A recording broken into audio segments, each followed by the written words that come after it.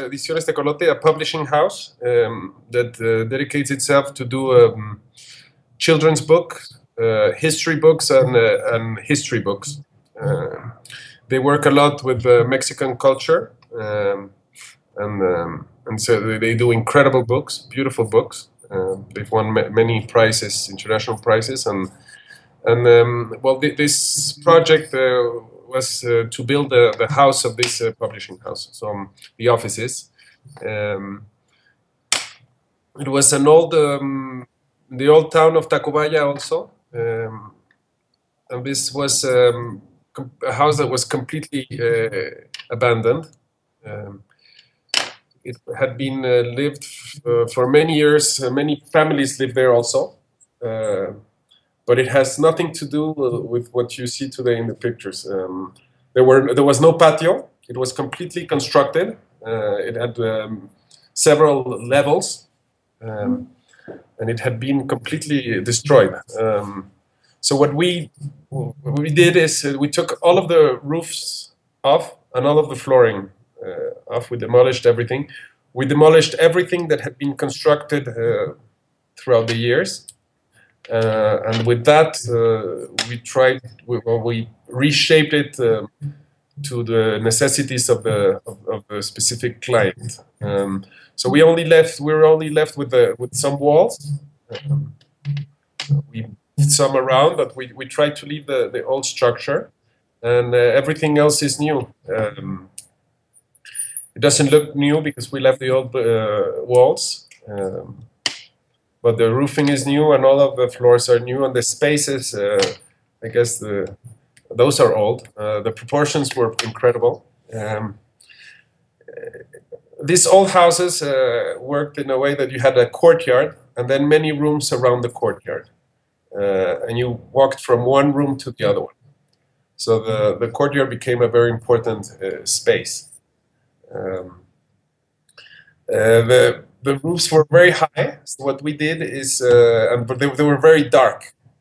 So we opened some slits on the side to make light come in, natural light come in, and it worked really well because the proportions are incredible. Then we also used the roof as a terrace, so everything is used. We made a kitchen, bathrooms, offices, and all what the bookhouse needed it. We tried to leave the old walls. What was interesting was the paint. Inside, the rooms were painted with like 7 layers of paint, and they were horrible. One was very flashy orange, the other one very flashy green. So the first thing was to bring it all out, and I decided to leave the painting.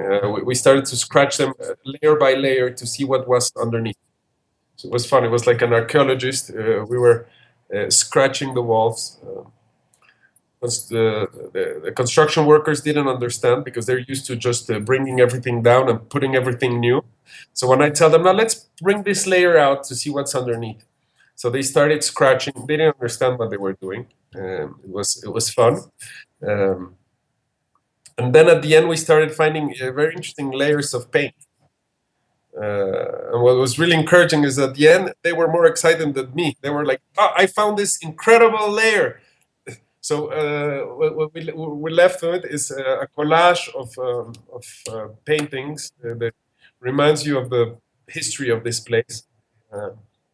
Like I said before, it's not the most important piece of architecture in the city. It was just a regular house, but it's been there for over a century, and it had been lived by different people. So we tried to leave the trace of the past with a touch of today.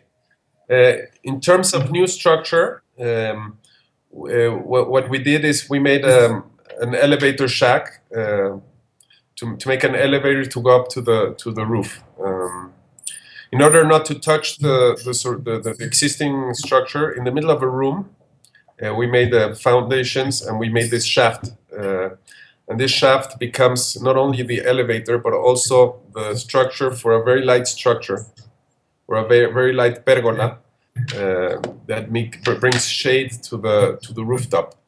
And that's where they have lunch every day, looking at the surroundings. So it's a very pleasant place.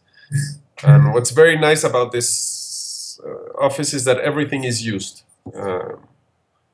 So it's, I think it's people are happy, so I'm happy. The clients believed in me, and they're very excited about it. Even the patios facade, they were there, and we were talking together to see which part we were going to leave, which part.